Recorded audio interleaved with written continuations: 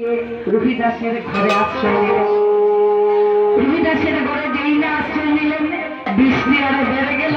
এদিকে একজন রাস্তায় দাঁড়িয়ে আছে। বৃষ্টি যখন বাড়লো, ওই পথিক দেখছেন কি রবিদাসের জীর্ণ তালপাতার কুঠিরে ওই ঘরের বাইরে থেকে ঘরে আরো বেশি বৃষ্টি পড়ল। ওই পথিক ভিজে যাচ্ছে বাবা, কিন্তু রবিদাসের গায়ে এক ফোঁটাও জল পড়ছে না। তখন সেই পথিকই মনে মনে ভাবছেন, একই ঘরে আমরা দুজন বসে আছি, রবিদাস আর আমি, কিন্তু আমি বৃষ্টিতে ভিজে যাচ্ছি আর রবিদাসের গায়ে এক ফোঁটাও জল পড়ছে না। তার কারণ কি? বলছে, রবিদাস তুমি বলে দাও, তুমি কি কোনো জাদু জানো যে আমি তোমার ঘরে ভিজে যাচ্ছি আর তোমার গায়ে এক ফোঁটা বৃষ্টি পড়ছে না? কারণ কি? রবিদাস মনে মনে কৃষ্ণ নাম জপ করছে আর হাতে জুতো সেলাই করছে বাবা। হাতে কাজ আর মুখে নাম। হাতে জুতো সেলাই করছে আর মুখে কৃষ্ণ গুণগানে কীর্তন করছে। নয়নের বাড়ি বরিশন হচ্ছে, কেঁদে কেঁদে বলছেন, হে পথিক, তুমি যদি আমাকে ঘৃণা না করো, অস্তিত্ব মুচি খুলে আমি জন্ম নিয়েছি। আমি ছোট ছোটের ঘরে জন্ম নিয়েছি, তাই পৃথিবীর সবাই আমাকে ঘৃণা করে। তুমি যদি আমাকে ঘৃণা না করো, তুমি একবার আমাকে স্পর্শ করে দেখো, তোমার গায়ে জল পড়বে না। নিতাই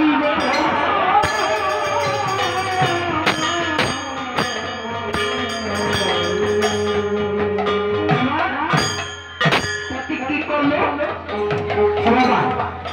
সে ছিল ব্রাহ্মণ। যে পথিক এসেছিল রাস্তার দিকে, যে পথে যাচ্ছিল, যিনি এসেছেন তিনি ছিলেন ব্রাহ্মণ। তো বৃষ্টি থেকে বাঁচার জন্য তিনি ধীরে ধীরে ঘৃণাও করছে, আবার বাঁচতেও হবে বাবা। এত বৃষ্টি পড়ছে, বাইরে থেকে বেশি পড়ছে, তাই ধীরে ধীরে রবিদাসের কথার মর্যাদা রাখার জন্য একটি কনিষ্ঠ আঙ্গুল দিয়ে রবিদাসের হাততে যেই না স্পর্শ করলো, অমনি ঝরঝর করে বৃষ্টি পড়া বন্ধ হয়ে গেল।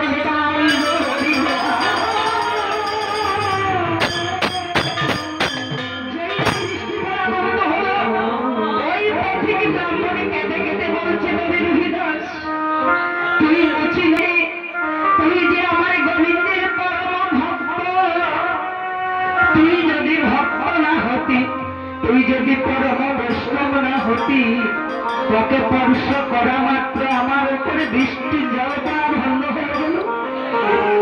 রবিদাস এবার কি করছে? রবিদাসের দুটি চরণ যুগল জড়িয়ে ধরে কেঁদে কেঁদে বলছে, রবিদাস আমার ভুল হয়ে গেছে। রবিদাস, আমি মুচি বলে তোকে চিনতে পারি নাই। আমি ব্রাহ্মণ কুলে জন্ম নিয়েছি, আমার মনে বড় অহংকার ছিল, কিন্তু না রবিদাস, মুচি হয়ে শুচি হয় যদি কৃষ্ণ ভজে, আর শুচি হয় মুচি হয় যদি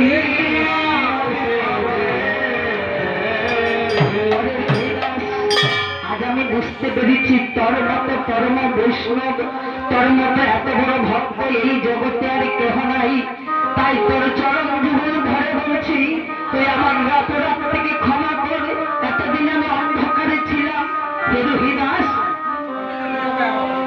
তোমার পথিক রবিদাসের চরণ ধরে কেঁদে কেঁদে বলছে, ভক্ত তুমি